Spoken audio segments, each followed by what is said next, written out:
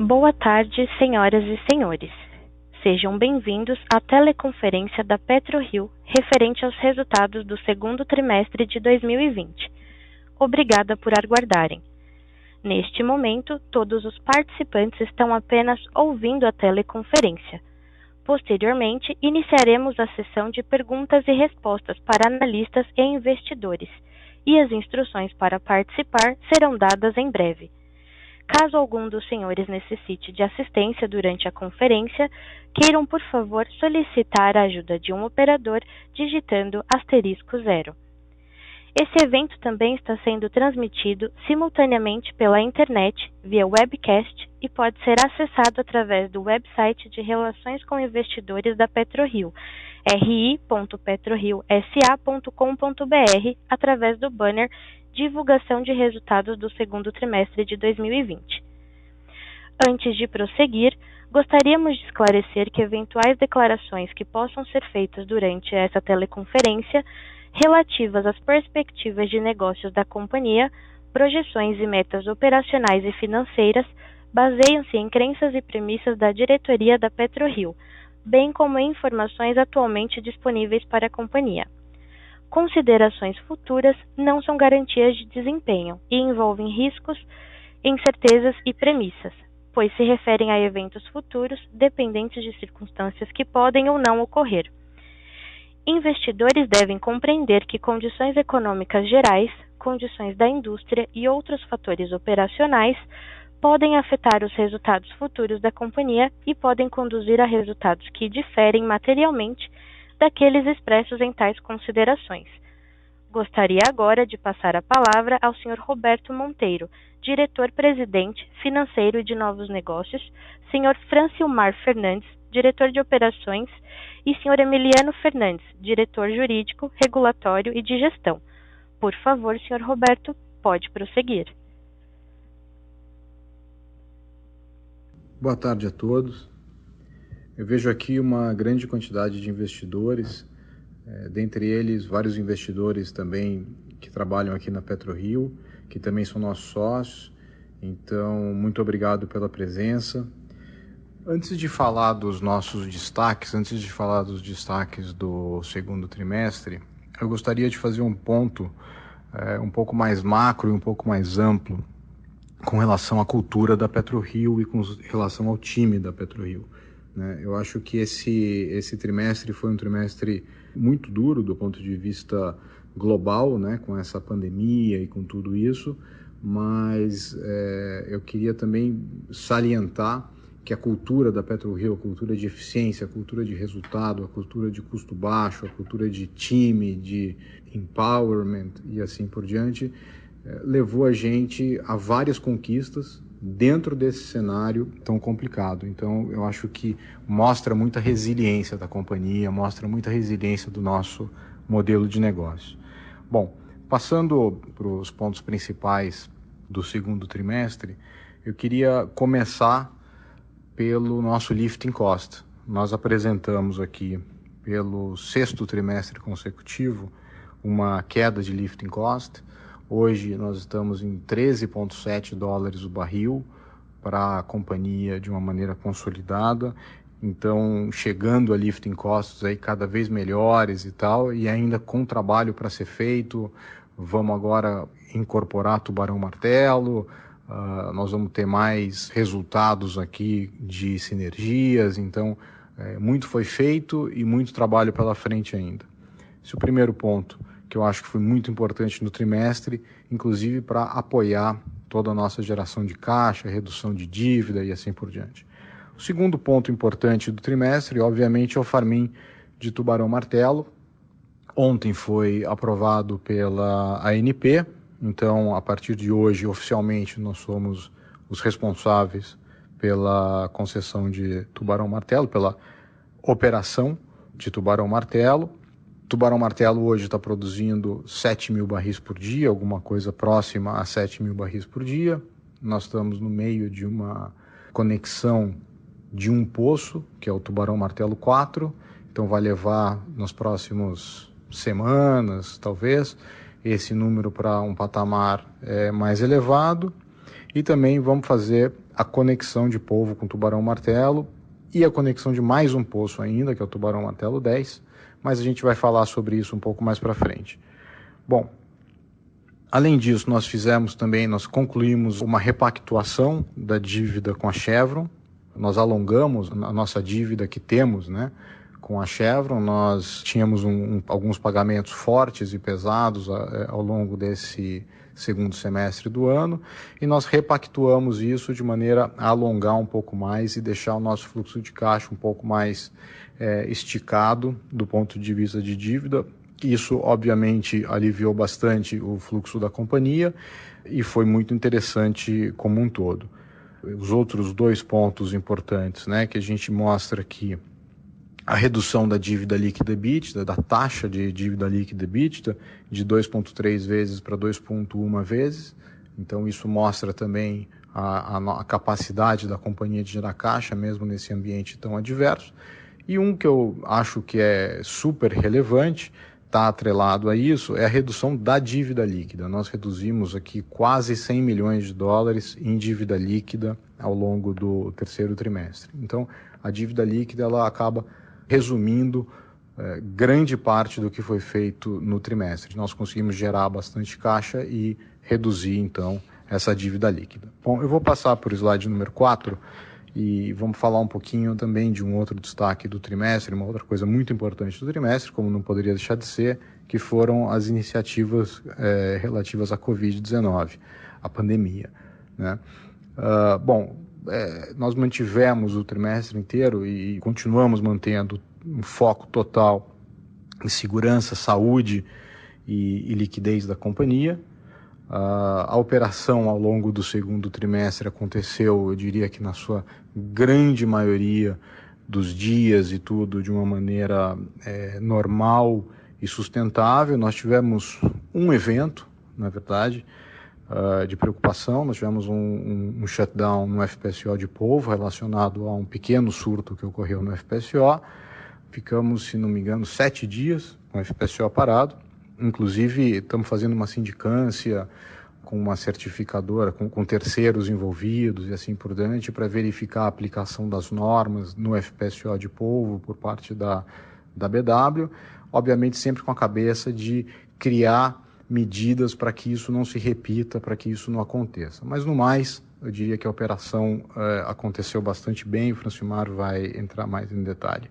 Outros pontos que eu gostaria de salientar: nós continuamos fazendo teste rápido, fazendo um screening, né, que nós chamamos pré-embarque. Nós também, ao longo do mês de junho e julho, nós retomamos e começamos a retomada gradual das nossas atividades aqui no Rio de Janeiro. E, bom, mudando aqui para a próxima página, número 5, dois números que eu queria apontar. Fizemos aqui mais de 2.000 testes na companhia, entre testes feitos para o pré-embarque das plataformas e testes feitos no escritório aqui do Rio de Janeiro. Nós estamos fazendo testes de todas as pessoas que entram no escritório. 2 vezes por semana fazemos testes de todos os funcionários aqui, todos nós aqui no escritório, e isso tem garantido um retorno gradual e seguro à nossa operação. Nós encontramos, dentre esses 2.000 testes, nós encontramos 41 casos que depois foram confirmados, e aí todos os protocolos foram seguidos e tal, para que não houvesse um alastramento, né, dessa Covid dentro da companhia, dentro das operações. Então, eu diria o seguinte: as ações de bloqueio da companhia vêm funcionando muito bem, e a gente está cada vez mais confiante de retomar as nossas operações e assim por diante. Bom, com isso eu vou passar aqui ao Francilmar, que vai falar sobre a parte de operações.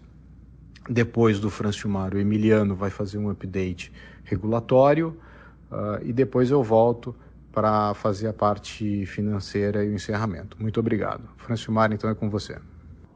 Muito obrigado, Roberto. Olá a todos. Vamos partir aqui para a parte de destaques operacionais, slide número 5, iniciando com o mais importante deles, que é a redução do lifting cost da companhia, atingindo os $3,7 por barril, como já mencionado pelo Roberto. Uma melhora aí de quase 50% se compararmos ao mesmo período do ano anterior e 20% em relação ao primeiro trimestre desse ano. Mais à frente eu vou detalhar bastante esses valores para a gente entender melhor o que aconteceu e o que vem para o futuro. A produção da companhia ficou em 23,5 mil barris de óleo equivalente no trimestre, e isso sem considerar a entrada de Tubarão Martelo e nem a parte da Petrobras, os 30% de frade. Bom, com a conclusão aí da aquisição do Tubarão Martelo, a gente entra na fase final da transição. A gente já começa a operar o campo agora no início de agosto. Com isso, inicia todo o processo de otimização de recursos e captura de sinergia. Também vou dar uma visão geral de como é que isso vai acontecer.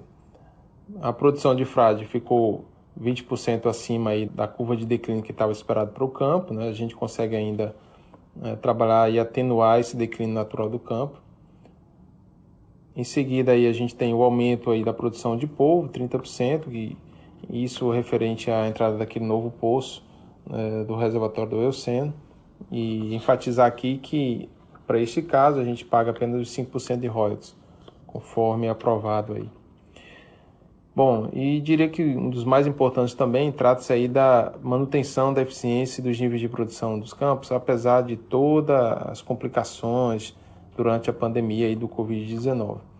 Isso é reflexo, fruto de um trabalho enorme e intenso de todas as áreas da PetroRio, mas principalmente aí da área de SMS. Importante a atuação de todo o time operacional aí nesse momento crítico. Partindo para o slide número 6, a gente vê parte do desempenho dos ativos aí. Acho que o mais importante aqui é a gente comparar o nível de produção, que mesmo nesse período tão turbulento, a gente conseguiu manter e até aumentar um pouco a produção e obter um nível de custo aí excepcional. Seguindo para o slide número 7, vamos mergulhar um pouco aí mais no entendimento desse lifting cost. A gente aqui na PetroRio entende que não há melhor ferramenta para se proteger do preço da commodity do que ter um custo extremamente eficiente. Isso para nós é o mais importante. Para isso a gente vem atuando em diversas frentes. Dentre elas aqui as mais importantes ocorridas nos últimos tempos foi a revisão de diversos escopos de projetos e serviços que atendem nossas unidades, e aí diminuindo o que é possível. Também a gente fez a internalização de diversos serviços para que o próprio pessoal da PetroRio assuma isso quando possível, e aí evita-se de trabalhar, de contratar com empresas de fora. A gente renegociou valores propriamente de vários contratos, além da postergação de alguns serviços não essenciais, aqueles que não comprometem a produção nem a segurança operacional, foi postergado um pouco mais à frente para ser realizado em melhores condições. E aí a gente vê que essa redução ainda não incorpora a entrada da parte da produção dos 30% de frade e nem a entrada do campo Tubarão Martelo. Vamos trabalhar fortemente aí nos próximos meses para capturar a sinergia de Tubarão Martelo e a entrada dessa produção de frade, que vai nos dar aí um conforto quanto a esse valor de lifting cost aí, podendo até baixar. O trabalho deve continuar muito intenso aí nos próximos meses para a gente conseguir atingir esses objetivos. Partindo aí para o slide número 8, a gente vai mergulhar um pouco aí mais aí no desempenho operacional do campo de frade.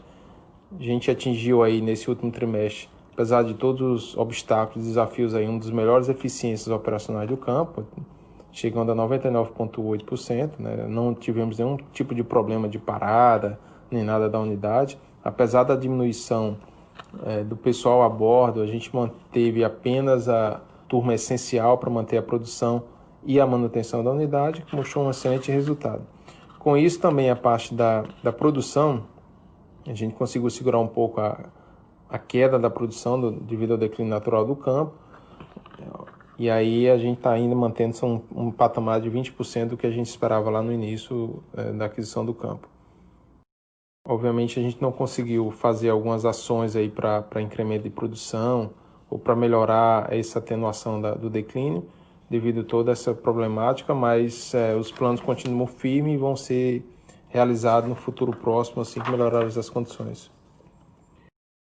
Passando para o slide número 9, o desempenho operacional do campo de polvo, a gente observa aí que houve um aumento de produção reflexo da campanha de perfuração, mas infelizmente tivemos uma queda na eficiência operacional causada pontualmente por uma baixa performance aí do FPSO Polvo, que é arrendado lá no campo, e que, além de paradas por falhas de equipamentos e tudo mais, a gente infelizmente teve a ocorrência de vários casos lá nesse navio e que teve que ser paralisada a operação para substituir as turmas e tudo mais. Com isso a gente ficou aí 7 dias parados até a possibilidade de retorno com segurança dessa unidade de produção. Então voltamos, estamos aí fazendo um processo intenso de investigação para entender as causas raízes e aí poder tratar com cuidado para evitar uma nova ocorrência desse tipo que é totalmente indesejável.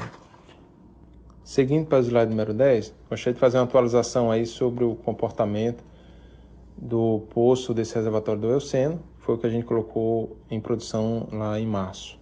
A gente consegue ver aí esse mapa do campo de polvo, vista de topo, né? Essa parte do Pool L aí, essa parte verde, que é esse reservatório do Eoceno.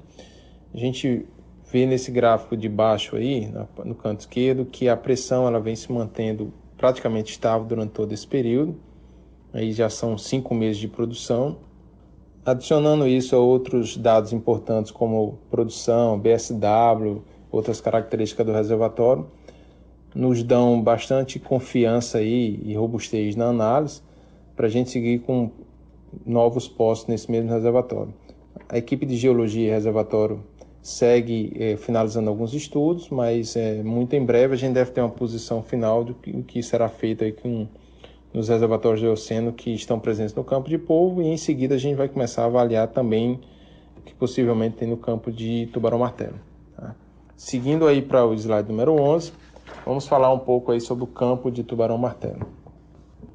Com a obtenção da concessão do campo, nós entramos na fase final da transição, que nos permite aí já iniciar o processo de compartilhamento de recursos e otimização de todos os recursos ligados à logística, operação e manutenção e suporte técnico operacional. Isso deve acontecer de forma acelerada nos próximos meses.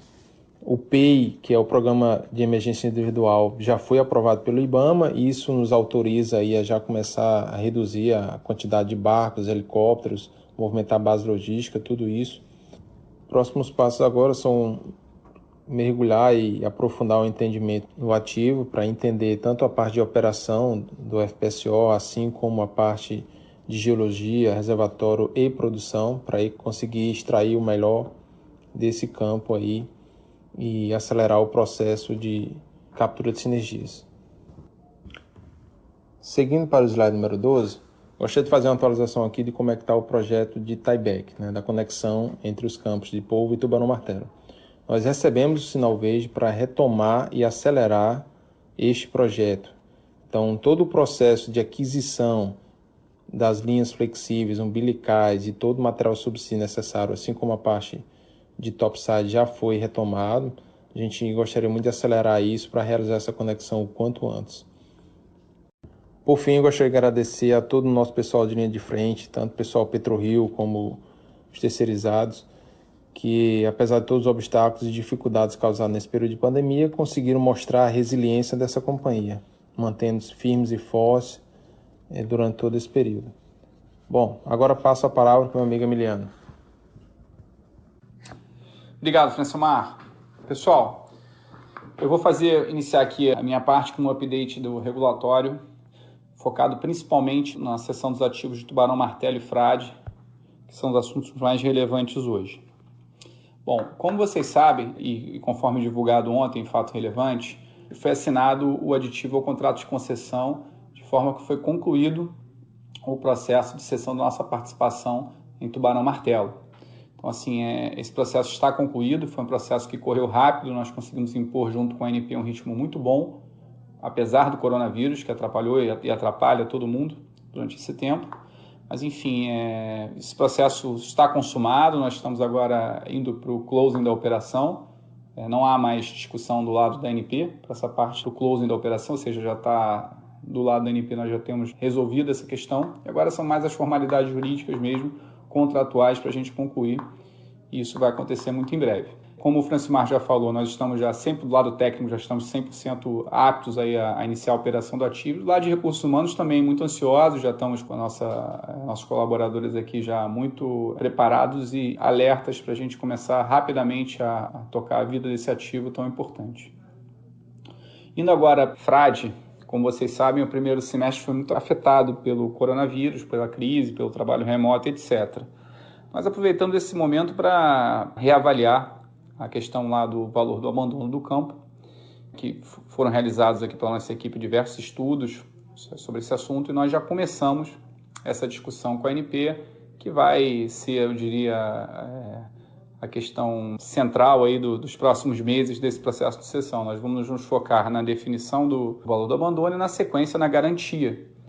E após a garantia, o que vai ocorrer naturalmente é a cessão em si, que nós esperamos que vai acontecer aí para o final do ano, sendo otimista, talvez escorregando para o início do ano que vem, mas nós estamos querendo que ela ocorra até o final desse ano. Por fim, aqui falando um pouquinho só de gente e do coronavírus, nós estamos agora essa semana entrando na segunda fase do nosso plano de retorno ao trabalho. Nós já vamos ter cerca de 60% da população do onshore de volta ao trabalho presencial. Muitas pessoas, obviamente, ainda vão continuar no trabalho remoto, mas estamos adotando isso de uma forma muito cautelosa, usando barreiras em um benchmark internacional, não só aqui a parte obrigatória do Ministério da Saúde e o benchmark nacional, mas também internacional. Nós já adotamos uma série de salvaguardas aqui de segurança no prédio, cabine de descontaminação, limpeza com um ritmo muito intenso, filtros de ar-condicionado hospitalar, testes rápidos 2 vezes por semana para 100% das pessoas que vêm ao escritório, mesmo uma ou outra pessoa que pode aparecer aqui que não é parte da equipe também é testada. E as barreiras se mostraram efetivas e até identificamos casos pontuais aqui de pessoas que estavam doentes ou teriam ficado doentes, já estavam imunes, e nós afastamos, que as pessoas tinham que ser afastadas. Nada mais é do que comprovar que as barreiras são efetivas. Então, essa semana, nossos colaboradores, num volume maior, já estão aqui fisicamente, e nós estamos muito felizes com isso, obviamente, de poder, de forma absolutamente responsável e cuidadosa, contar aí com essas pessoas de volta e também as pessoas que estão trabalhando remotamente. Então, pessoal, com isso eu passo a palavra para o Roberto. Muito obrigado. Muito obrigado, Emiliano. Vou falar então aqui sobre os destaques financeiros. O primeiro deles, como não poderia deixar de ser, foi o nosso EBITDA de 300 milhões de reais, quando incluímos o resultado do hedge, que nós tivemos, o hedge realizado no segundo trimestre. Aliás, esse hedge, ele permitiu que nós tivéssemos um preço de petróleo equivalente, vamos chamar assim, de $51 o barril ao longo do segundo trimestre. Então, também muito superior, ao que realmente aconteceu de tela, com todo esse negócio do coronavírus, de pandemia e assim por diante. Bom, outro ponto muito importante no trimestre, nossa posição de caixa ao final do mês de junho, de 113 milhões de dólares, e além dessa posição de caixa bastante robusta, nós fechamos o trimestre com 76 milhões de dólares em estoque de óleo, então o equivalente a 76 milhões de dólares em estoque de óleo. E nós seguramos as vendas de óleo, nós deliberadamente seguramos as vendas de óleo exatamente para poder sair desse período, precificar menos volume de carga nesse período tão complicado e tão difícil, e acabou sendo uma decisão bem acertada. Hoje o preço do petróleo está muito mais alto do que foi no passado. Outro ponto importante do lado financeiro, que eu já falei no início, foi a dívida com a Chevron, que nós repactuamos, melhorando bastante a nossa liquidez ao longo do segundo trimestre e também de 2021. Nós reduzimos a dívida líquida em quase 100 milhões de dólares e reduzimos também o nosso indicador de dívida líquida EBITDA de 2,3 para 2,1 vezes. Então eu vou passar para o próximo slide, que é o número 13, e aqui nesse slide o que realmente eu gostaria de mostrar é o EBITDA ajustado. Nós tivemos aqui uma margem EBITDA de quase 70% no segundo trimestre, e um EBITDA ajustado de quase 306 milhões de reais, quando colocamos o resultado do hedge. E dentro do nosso resultado do segundo trimestre, eu estou olhando aqui no sem IFRS, né, dentro daquele resultado financeiro negativo de 190 milhões de reais, nós temos aqui mais de 100 milhões de reais relacionados à variação cambial. Como a gente sabe, o câmbio foi de 5,14, se não me engano, para 5,4 ou alguma coisa parecida com isso. Então, esse impacto, né, essa variação cambial, ela corrigiu as nossas dívidas em dólar, corrigiu os nossos passivos de abandono, né, a nossa provisão de abandono, né, passivo de abandono, a nossa provisão de abandono, e aí com isso esse impacto todo vai para o resultado, mas de novo é um impacto que para a gente é meramente contábil, e a receita da companhia no final da história ela acontece em dólar, né, ela é dolarizada porque nós vendemos petróleo, então nós temos um hedge, vamos chamar assim, natural para esse tipo de impacto. Não há um impacto que nos preocupe, enfim, é até bastante saudável você ter a maior parte da sua dívida na mesma moeda da sua receita. Bom, eu vou passar aqui para o slide número 14, então, e para falar um pouquinho da parte de funding, e o que eu queria mostrar mesmo é como ficou melhor distribuído, se a gente olhar esse gráfico aqui do lado direito em cima, como ficou melhor distribuído o nosso cronograma de amortização para os próximos anos, né? A gente vê aqui mais ou menos para os próximos 12 meses 800 milhões de reais, depois mais 900 milhões de reais no segundo ano e 300 no terceiro ano. Isso tudo se deu por conta da repactuação dessa dívida que nós temos aqui com a Chevron. Um outro financiamento importante é o financiamento da Prisma, de 100 milhões de dólares.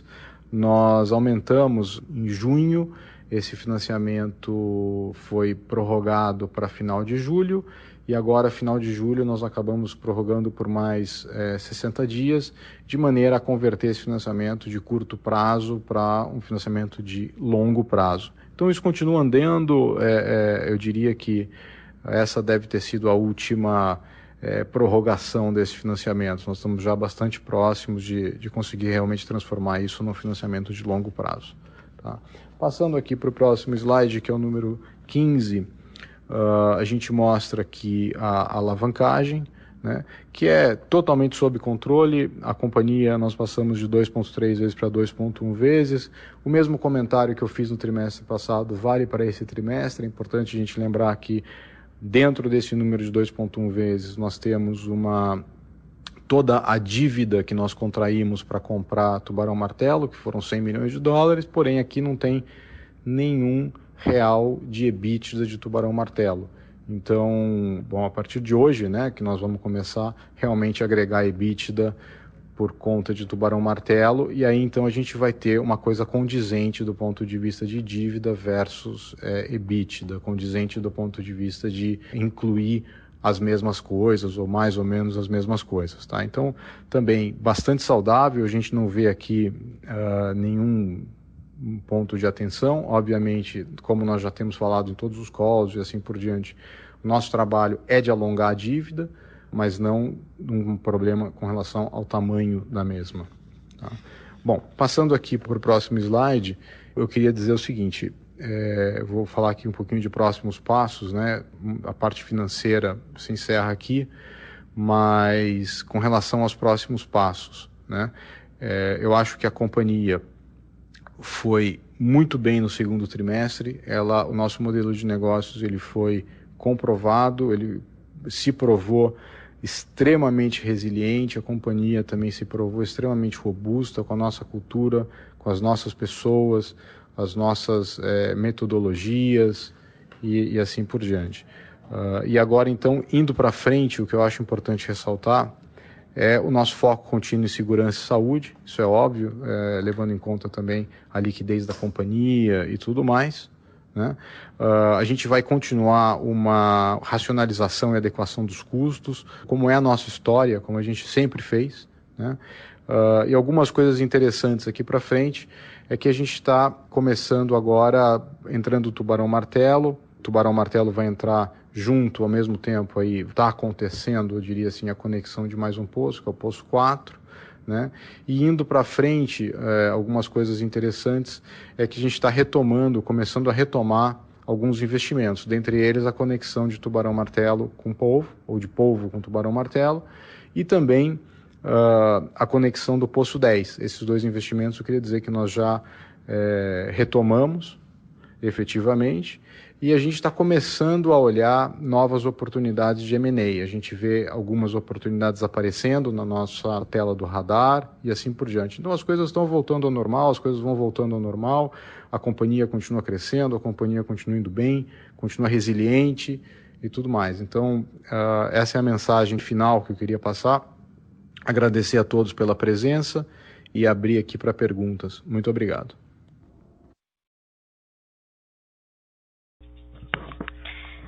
Senhoras e senhores, iniciaremos agora a sessão de perguntas e respostas para analistas e investidores. Caso tenha alguma pergunta, pressione *1 do seu telefone. Se a qualquer momento sua pergunta for respondida, aperte *2 para se retirar da fila.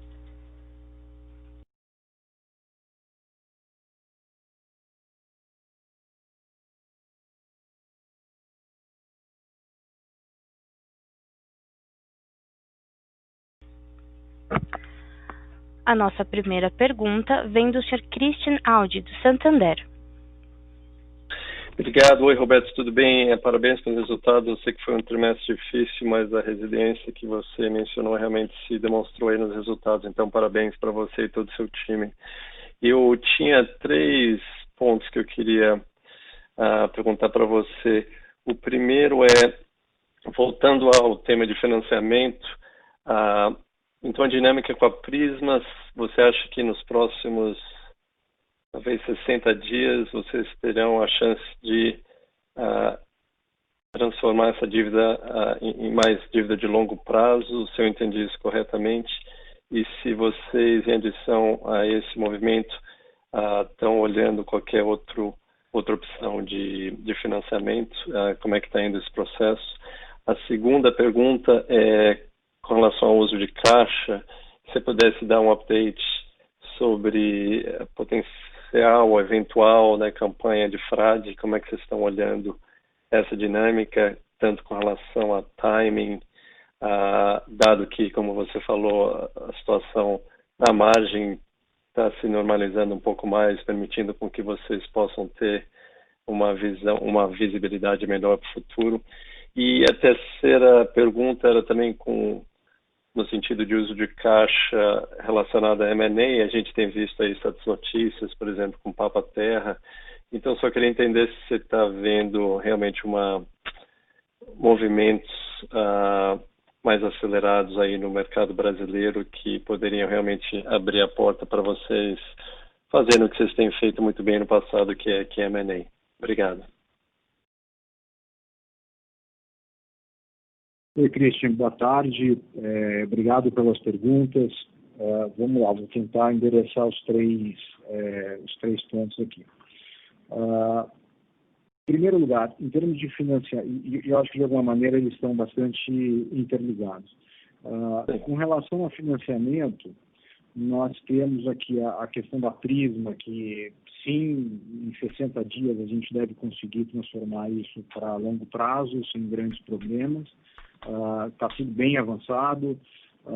Eu diria assim, nós não fizemos isso até agora porque no meio desse processo de conversão do grid para longo prazo tivemos essa pandemia e tudo isso, então demorou um pouco mais, mas nenhum ponto aqui de preocupação grande, nenhum ponto de estresse aqui não, tá? Outra coisa que a gente está fazendo com relação à Prisma, Christian, com relação ao financiamento, ao bond, né? Nós temos a firme intenção de emitir um bond nos Estados Unidos, um bond 144A, já temos aqui os bancos mandatados, inclusive, enfim, o próprio Santander, e a coisa vai andando bem. Então, o que nós fizemos agora foi a atualização, o que nós estamos trabalhando agora é na atualização do prospecto com o resultado do segundo trimestre, e aí com isso a gente tem uma janela de alguns meses para poder emitir essa dívida. Enfim, está no nosso radar fazer isso ao longo do terceiro trimestre. Eu diria que isso só não acontece no caso do mercado se fechar ou no caso do mercado piorar e assim por diante. O que a gente está vendo é exatamente o oposto, está vendo uma melhora paulatina e constante do mercado. Então, eu diria que, com grande probabilidade, a gente vai fazer isso, fazer essa emissão. E aí, a ideia, né, o uso dos recursos, ele, na verdade, é para alongar todo o nosso passivo. A gente vai, não só a questão da Prisma, mas a gente vai alongar todo o passivo da companhia. A ideia inicial é para 5 anos, né? E aí isso sozinho já vai liberar muito caixa, já vai liberar muito fluxo de caixa, né? E aí esse fluxo de caixa é que seria usado para a campanha de frade, tá? E também para possíveis M&As e assim por diante. Então, essa é a nossa cabeça no momento, tá? O que nós fizemos agora, Christian, com relação a CAPEX, que eu acho que faz sentido também falar, é o seguinte: já com esse preço de petróleo, enfim, da maneira que a companhia está estruturada, nós demos aqui o sinal verde para a conexão de Polvo a Tubarão Martelo e conexão do Poço 10 em Tubarão Martelo. Tá? Então, esse CAPEX acontece independentemente de bond ou não. Esse CAPEX acontece já tudo rodando para esse CAPEX acontecer. E aí depois, frade, eu acho que vai estar muito sujeito a bond, e M&A vai depender um pouquinho do tamanho, né? Eu acho que vai ter uma questão aqui de bond e uma possibilidade no futuro de algum aumento de capital, algum follow-on, alguma coisa, dependendo um pouquinho do tamanho. A gente está vendo, finalmente, assim, a gente está vendo atividade de M&A voltando, tá? Você citou um dos processos, que é a questão do Papa-Terra, tem outros que estão no nosso radar. As coisas estão voltando. Algumas dessas majors fizeram grandes write-offs no balanço, então, a exemplo do que a Petrobras faz, e de que todas fazem, mas algumas dessas majors que tiveram grandes write-offs no balanço estão retomando a atividade de M&A. Então, a gente vê isso bastante positivamente. Perfeito. Super claro. Só um follow-on, Roberto, voltando às campanhas. Dá para vocês comentarem um pouquinho? É lógico que vocês tiveram um grande sucesso nas melhorias que vocês mostraram em Polvo. Conforme vocês vão na direção de uma campanha em frade, dá para você só comentar nas diferenças de complexidade entre melhorar um frade versus melhorar um polvo? Quer dizer, é uma dinâmica muito diferente, muito mais challenging devido à complexidade de frade versus polvo ou não.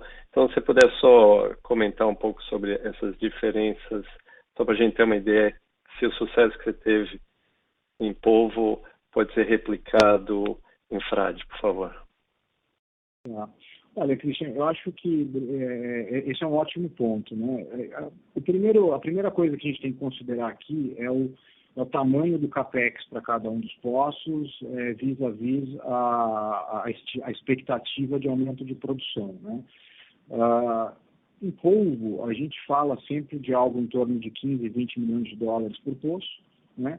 E sempre o que a gente imagina, assim, de caso de início de produção, sendo bem sucedido, é alguma coisa entre 2 e 3 mil barris por dia, né? O Oceano agora foi um bom exemplo, ano passado nossa campanha também, então é mais ou menos isso. Em termos de complexidade operacional, eu já vou falar da complexidade operacional.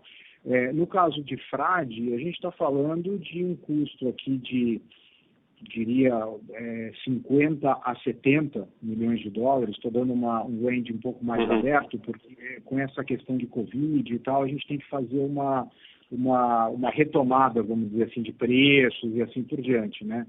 Pré-Covid, pré-confusão, esse negócio estava mais para 70, eu diria que hoje deve estar mais para o lado dos 50 do que para o lado dos 70, um poço ali em Frade. Mas, de qualquer maneira, é um poço muito mais caro, ele custa o triplo, né, do preço, e ele produz o triplo também. Ele tem uma expectativa de início aí próxima a 6 mil barris por dia, alguma coisa por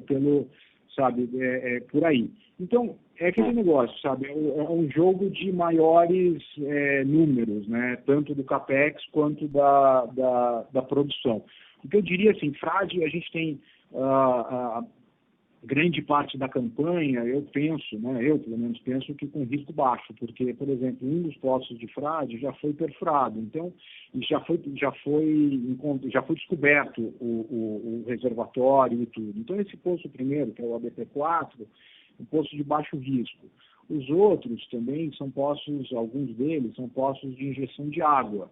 Então, também já foi testada a injeção de água em Frade, né, com resultado positivo. Então, me parece que Frade, embora as cifras sejam maiores, o risco também é bem interessante quando a gente leva tudo em consideração. Do ponto de vista de complexidade operacional, olha, eu quase diria que polvo é mais complexo, porque no caso de polvo, isso parece meio parece esquisito, né? Mas no caso de polvo, quem faz toda a integração do trabalho, da perfuração e tal, é a própria PetroRio. A equipe de perfuração, em grande parte, é da PetroRio, né? Nós não contratamos uma sonda para fazer a perfuração. No caso de Frade, você contrata uma sonda. Então, embora a gente faça contratações diferentes, né, você tem um grande pedaço do CAPEX, que é a sonda, que no final da história assim, você contrata o serviço. No nosso caso, não contrata o serviço. Dá um problema na sonda, quem tem que resolver é a própria PetroRio. O downtime da sonda é da PetroRio. A manutenção da sonda é a PetroRio. Então, e isso é exatamente, vamos dizer, o Francilmar, inclusive, veio daí, né? Então, eu diria até que no caso de Frade, você tem o desafio de ser profundo e tudo, mas, por outro lado, do ponto de vista de contratação, me parece um pouco mais simples. Tá, perfeito. Entendi, muito claro. Obrigado, Roberto. Obrigado você, Cristian. Nossa próxima pergunta vem do Sr. Márcio Costa, da XP Investimentos.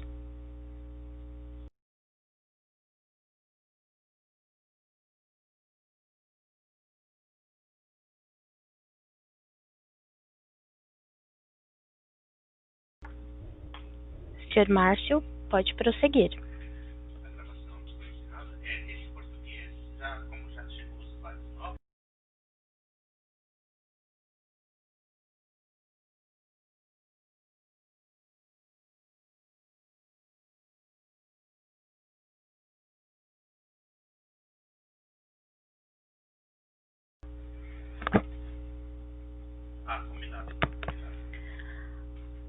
A próxima pergunta vem da web do Sr. Rodrigo Siqueira. A respeito da incorporação do tubarão-martelo, por favor. Como ficarão os econômicos do ativo desde o farm-in? Pode nos dar uma previsão de valores e ou estoque que serão incorporados nos resultados da PetroRio? A campanha atual da Domo em tubarão-martelo só falta o tubarão-martelo 4HP e o workover nos 3 que já produzem, correto? A expectativa de que tubarão-martelo atinja 100 mil barris por dia se mantém? Como será a continuação da campanha atual e o CAPEX da campanha atual após a incorporação pela PetroRio? A data do tieback continua agendada para março de 2021? Há possibilidade de adiantar o processo? O CAPEX do tieback continua estimado em 50 milhões de dólares? Qual a expectativa de volume de produção do poço TBMT-10H que será interligado junto com o tieback?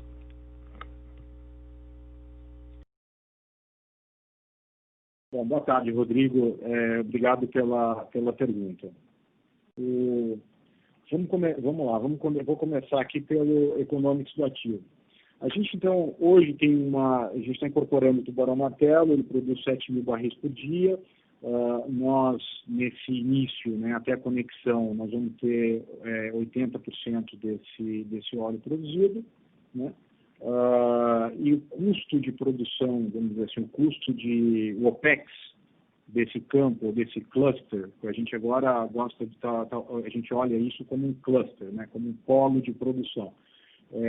Então, o Economics faz sentido falar desse polo de produção. Você vai ter esses 7 mil barris de tubarão-martelo, nós temos 80%, mais esses 10.200, 10.500 de polvo, que nós somos donos de 100%, e o OPEX que vai acontecer ali vai ser 120 milhões de dólares, isso por ano, isso até a conexão. Tá?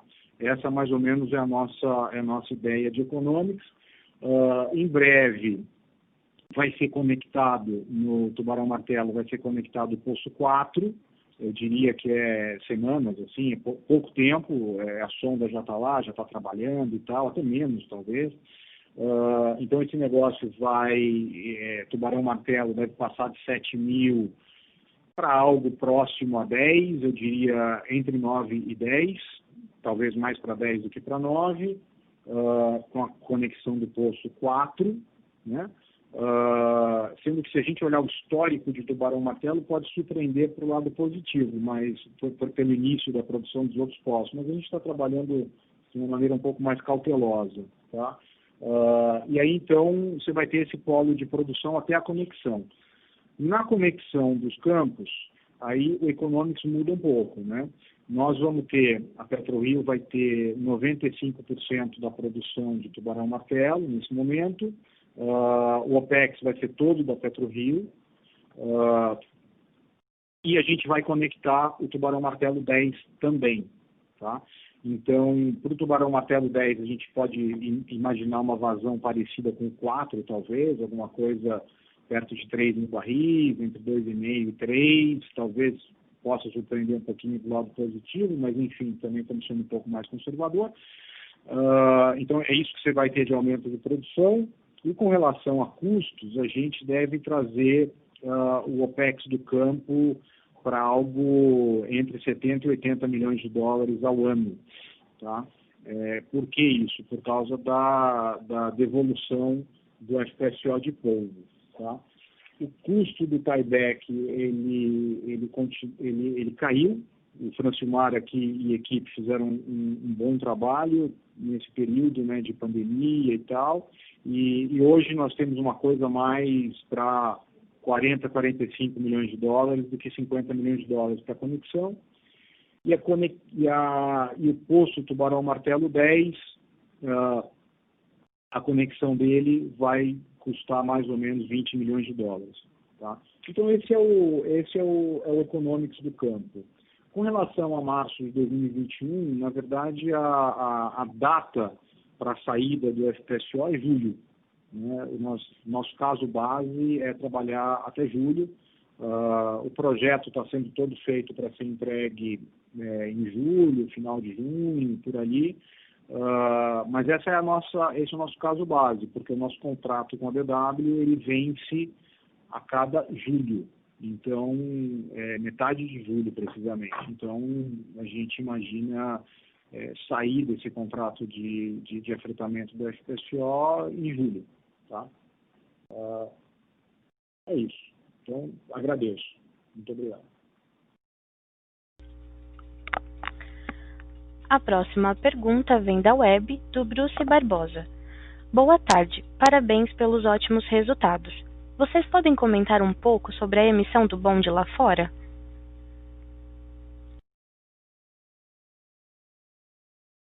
Oi, Bruce, boa tarde.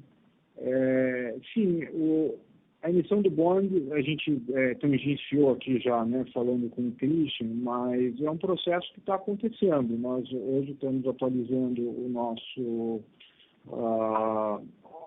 Offering Memorandum, né, que é o documento da emissão. Estamos atualizando com o resultado do segundo trimestre e tudo está pronto. Assim, nós não temos mais, quase tudo está pronto, estamos muito avançados. Muito mais agora uma questão de encontrar a oportunidade correta, né, a oportunidade de poder emitir esse negócio. O mercado está melhorando paulatinamente, então é muito de acompanhar o mercado e fazer a emissão.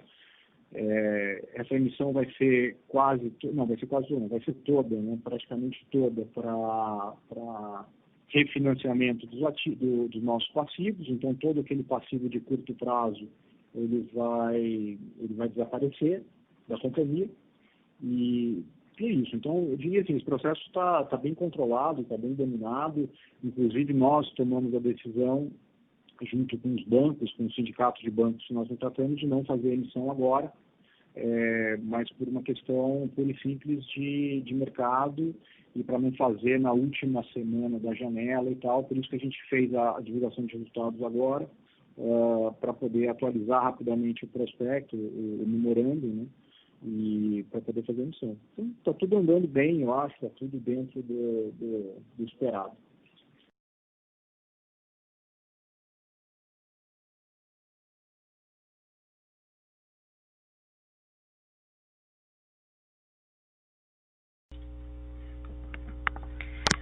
A nossa próxima pergunta vem do Sr. Rodrigo Siqueira.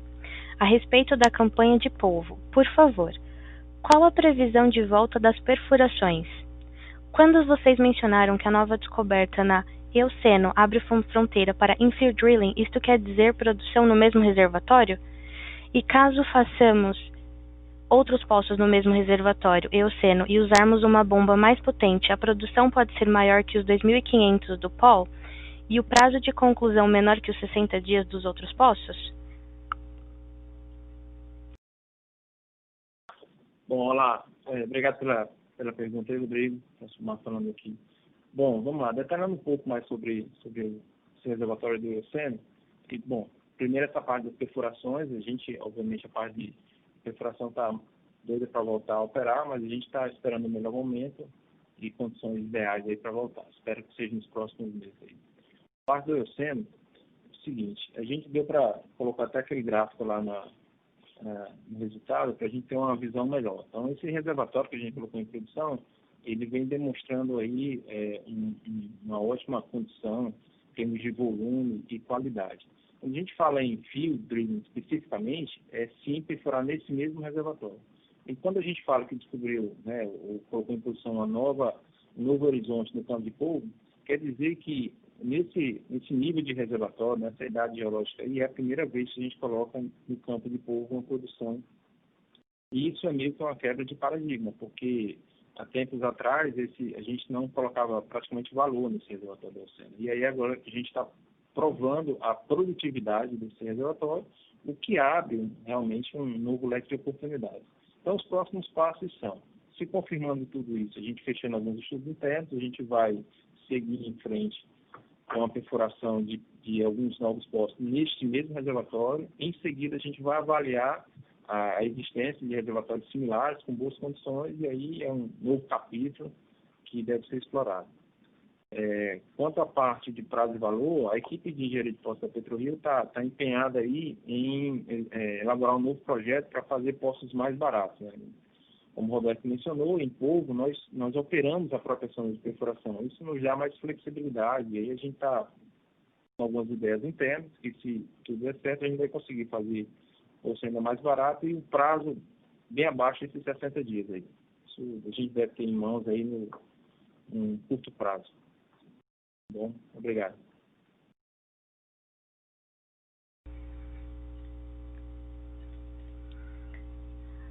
A nossa próxima pergunta vem do Sr. Tiago Noel.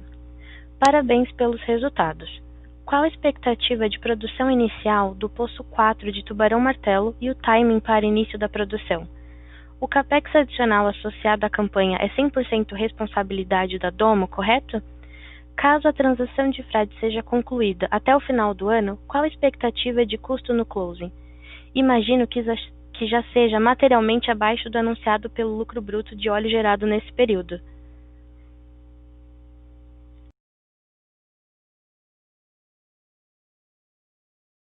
Olá, Thiago. Bom, vou responder aqui essa parte mais operacional. Tratando aí do curso 4 do Tubarão Martelo, a gente está em fase final. A gente, apesar da Domo estar executando e o CAPEX, todo o custo da operação, ser de responsabilidade integral da Dommo, deve estar previsto a concluir essa operação em um prazo muito curto, eu diria que nas próximas 2 semanas ou até antes um pouco.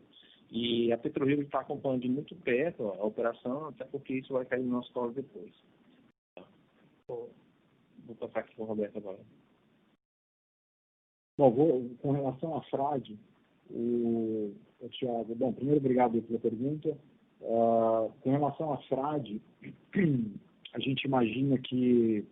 Você tem uma questão ali que é o seguinte, o próximo off-take da Petrobras vai acontecer em setembro, em alguma data próxima disso. Então, esse custo é todo cash, né? Ele anda em dentes, vamos chamar assim, né? Então, logo depois desse off-take da Petrobras, que vai acontecer aí por volta de setembro, a gente imagina que o ajuste de preço ele fique na casa aí de 35, 40 milhões de dólares assim que acontecer o closing, tá?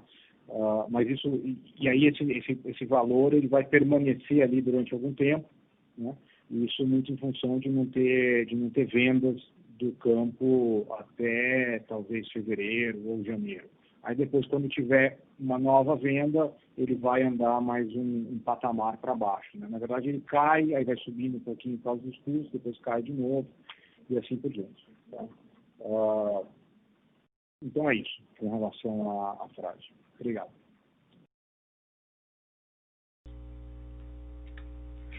A nossa próxima pergunta vem da web do Sr. Bruce Barbosa. A PetroRio acabou de passar por um desafio enorme, mas podemos ver que a companhia já está desalavancada com os planos para reperfilar o perfil de dívida. Vocês veem mais oportunidades aparecendo? Novos campos maduros que possam ser adquiridos? Ou a companhia foca agora apenas no desenvolvimento de campos que já estão em seu portfólio? Obrigada. Oi, Bruce. Sim, a gente realmente acabou de passar por um desafio, acho que a gente passou bem por esse desafio, né? E a gente sim já está vendo novas oportunidades aparecendo no mercado, tá? Sejam esses mais, esses mais comuns aí que a gente vê dos investimentos da Petrobras e assim por diante, mas também a gente vê, como eu falei, outros ativos de outras empresas, de outras majors aparecendo também no mercado e assim por diante. Então, eu acho que tudo está retomando, né? Obviamente, esse preço de petróleo de 40, 45 dólares, ele não é assim, o preço que nós gostaríamos, mas é um preço que já dá para, vamos dizer assim, que a companhia já começa a pensar em aquisições bem accretive já mesmo nesses patamares. Então, sim, a atividade está voltando bastante e a gente está, eu diria, no mínimo, poderia dizer que a gente está animado com as possibilidades que a gente tem aí no futuro.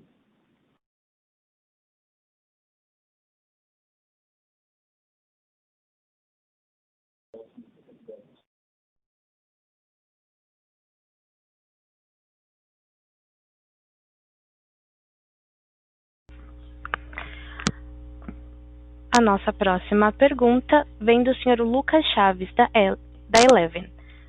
Primeiro, parabéns pelos resultados. O lifting cost de 13,7 está próximo do bottom line já? Se sim, quanto? Tem espaço para cair mais a partir de agora com as novas integrações e maior volume?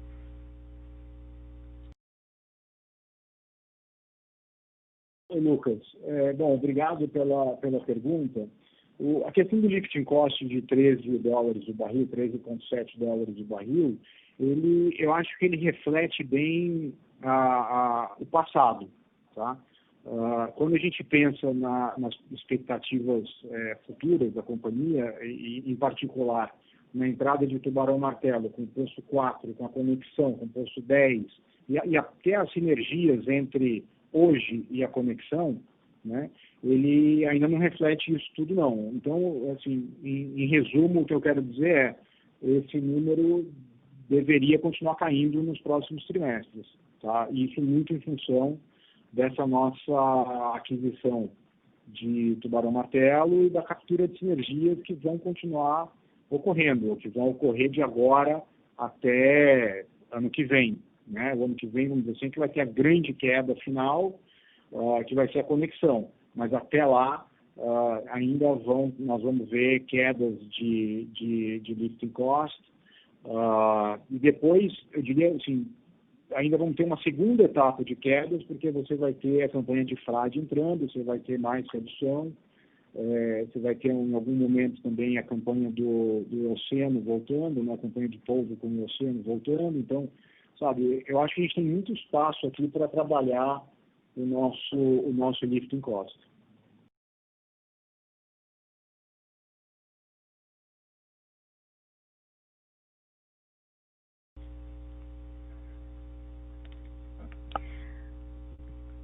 Lembrando que para fazer perguntas, basta digitar *1.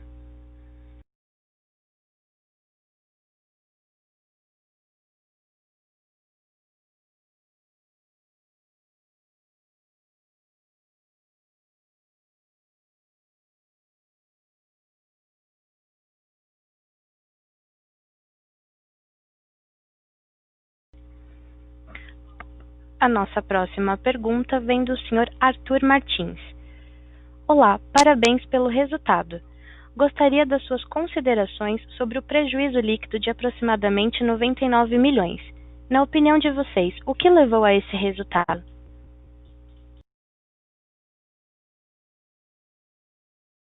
Arthur, boa tarde. Olha, o que levou a esse resultado, em grande parte, foi variação cambial. Se você olhar o dólar, ele subiu de 5,14 para 5,40, né? Os nossos passivos, grande parte deles são marcados na moeda dólar, seja endividamento, seja provisão de abandono. E aí, esses passivos acompanharam, estou falando no ex e FRS. Esses passivos acompanharam, né? E essa variação cambial foi de mais de quase 110 milhões de reais. Tá? Quando você coloca o IFRS, você ainda aumenta esse valor não caixa, né? Para chegar nesse resultado de 99. Então, eu diria assim, resumo bem grande, tá? Dentro desses 99 milhões de prejuízo, você tem mais de 130 milhões de reais de coisas não caixa. Tá? E quando a gente fala não caixa, a questão do não caixa é o seguinte: o nosso EBITDA, tá? Ele não foi ajustado pelo dólar do final do período, ele foi ajustado por um dólar médio, né? Em contrapartida, todo o seu passivo é ajustado pelo dólar do final do período. Então, quando você tem essas variações, você tem esses efeitos. O mesmo vale para se o dólar andar ao contrário, se o real apreciar. Tá? Não diria isso, quer dizer, não é um resultado que a questão de ser não caixa e tal, não deixa de ser, não chega a ser um problema. A companhia mantém a saúde financeira, mantém tudo, é meramente uma questão mais contábil. Tá? E se o câmbio andar ao contrário, como ele está ensaiando agora, né, o câmbio cair, o real apreciar, aí pega um resultado positivo ali também, que também vai ser um resultado extraordinário e positivo.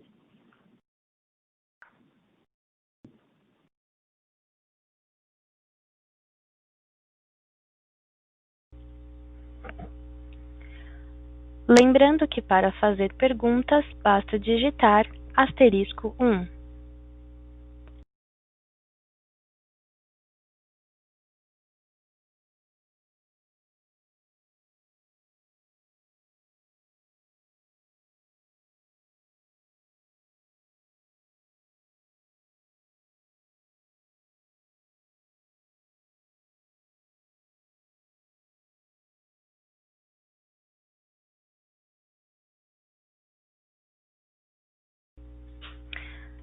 A nossa próxima pergunta vem do Sr. Victor. Existe outros planos de investimento para novos poços a serem perfurados em TM e polvo após o tieback?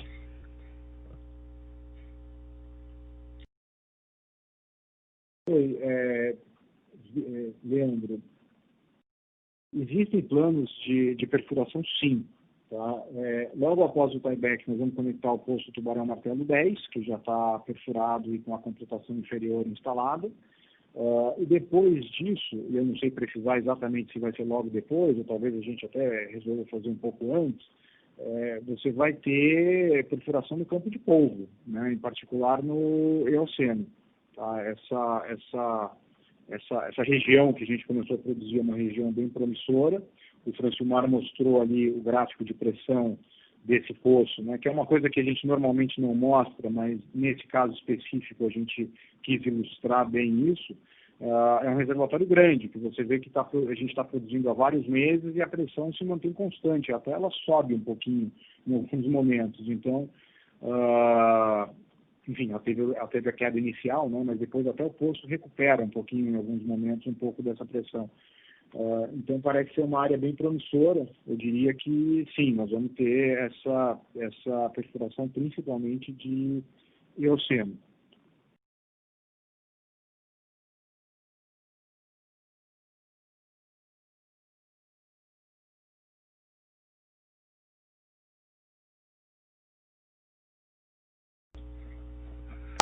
Encerramos neste momento a sessão de perguntas e respostas.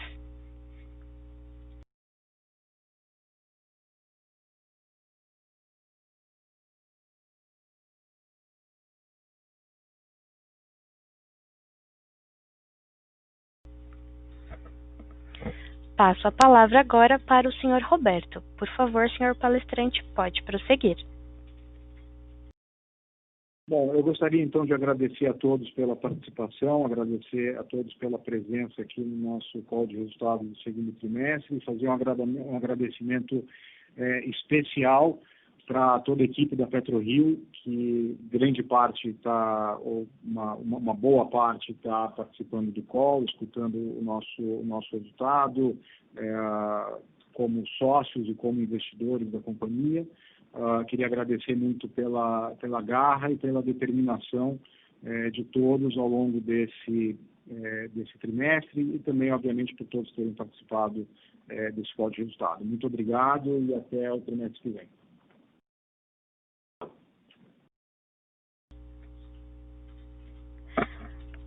A teleconferência da PetroRio está encerrada. Agradecemos a participação de todos e tenham uma boa tarde.